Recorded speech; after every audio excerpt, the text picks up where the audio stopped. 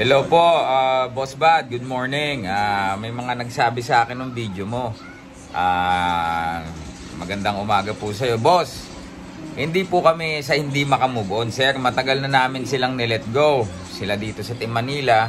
Ako naman po, US pa lamang. Move on na po ako dyan. Ngayon po, ang ginagawa po namin ngayon ay ipaintindi dun sa tao na yan, kilala nyo naman yan, yung kung ano yung resulta ng ginawa niya. Dahil po, kung inyo pong, tama naman po yung sinasabi nyo nagbigay ang mandatong WBO, nagbigay ng mandatong WPC. So, sinasabi nyo po yun ang dahilan. There's a bigger picture behind that, okay? Boss Bad, bakit nyo po sa tingin nyo, bigla-biglang nangyari ito? If you know, or if you know how to read between the lines, Boss Bad, at alam kong napakatalino mong tao, di ba, boss? Mahahalata at mararamdaman nyo siguro.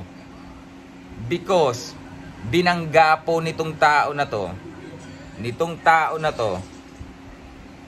yung mga haligi ng boxing. Hindi na po ako lang, so nawalan na nga ako ng karapatang magalit, mag-react.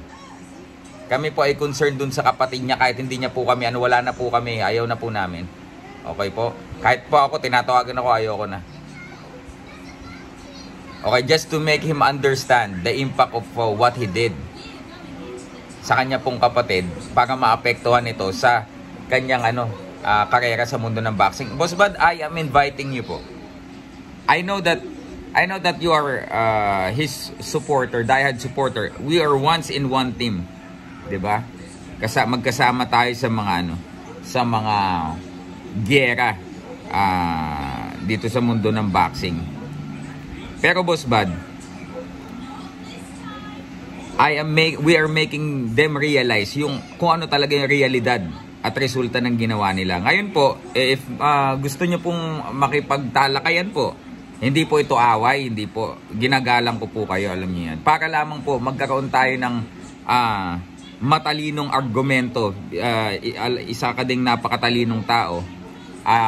Ako po ay matutuwa kung tayo po ay gawin po natin ito. Ay iniimbitahan ko po kayo sa StreamYard.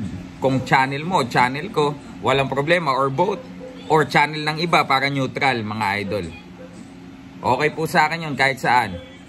Para po, ito po ay maliwanagan, mga idol. Dahil again, sino po ang higit na mas nakakaalam yan, Boss Bad? Sorry to tell you, but mas alam ko po ang nangyayari. At what I'm disclosing here is yung mga not so sensitive information na pwedeng malaman ng tao sa resulta ng ginawa niya. Kami lang po ba ang may sabi niyan, Boss Bad? Di ba tumalon din itong tao na to sa kabilang kampo? Kinontak niya direkta yung kabilang kampo. At yung mismong kampiyon ng kabilang kampo, pinayuhan siya pa kung anong dapat niyang gawin. How ironic, di ba? Kalaban nating kampo dati. Sinabihan siya ng tamang gawin. Bakit dumirekta siya sa kanila? Boss Bad, alam ko po ang nangyayari. Yung mga ibang confidential na hindi pwedeng ilabas, hindi ko pwedeng dahil problemang legal yan, hindi ko nilalabas. But yung mga nag-cause kung bakit nauwi sa ganito, ay sinasabi ko dyan sa tao na yan para maliwanagan po siya. Di ba po?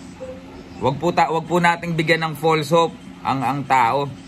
Wag po nating bigyan ng tama naman sinasabi mo, but there's a truth behind that, Boss Bad. At alam mo 'yan. 'Di ba? He fought the cartels of boxing. He fought the boxing mafia. Because he thought that he is this big. Not the WBO champ himself, but the other guy who is pretending to be. I am challenging you, Boss Bad, to a healthy conversation, healthy argument, healthy debate. Okay po. Boss Bad, again, I will not talk, I will not speak if I am not backed with information. Because again, Because again, Boss Bad, hindi ko pwedeng ma-share yan ng hindi ko alam. Okay? But yung mga certain infos na sinasabi ko, yun lamang yung may green light ako na i-disclose. So prove it, Sir Brad, in a gentleman's manner. Ako at ikaw. Before, 'di ba, you got beef with Pao. I understand that. I respect the both of you. I didn't take sides, but you know, indirectly telling us that we all move on, boss. And we're so over them.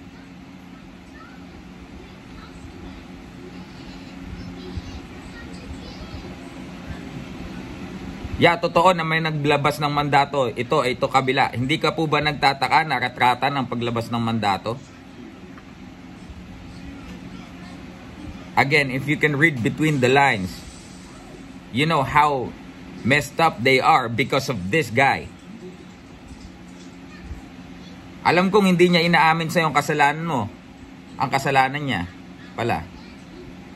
But you know, it's your time to understand, Boss Bad. And I am happy. I will be much more happy to discuss it with you in a healthy conversation, Sir Bad Ratilis. Because you know, I respect you a lot. I know I know where you came from, Boss Bad, 'di ba? So, kahit noon, 'di ba? May mga tumitira sa iyo kahit nung nandun ako sa US, I'm telling you, hey, kontrolin niyo si Boss Bad, ano na 'yan.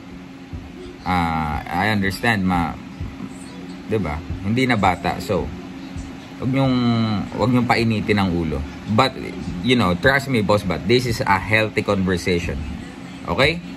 So I hope mapaunla ka mo po ako isang karangalan na makadiskusyon kita dahil iginagalang kita.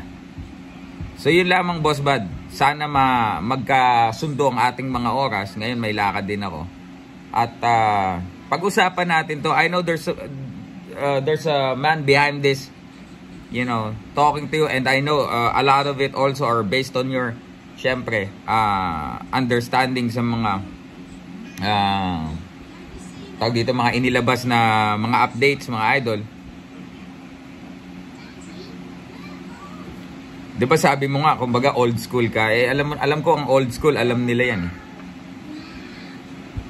Alam nyo na, lalo na sa Las Vegas, lalo na sa Amerika. You know, this, di ba, bigger guys above us in the boxing industry, looking over us.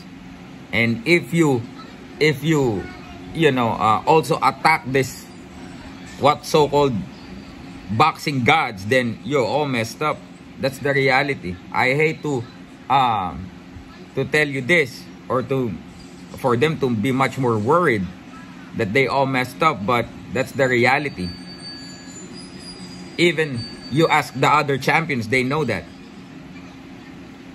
Even yung kalaban naming kampo, they know that. Kaya nga nila pinapayuhan ng tama itong tao na to na dumirekta sa kanila because they knew what this you know, boxing gods can do.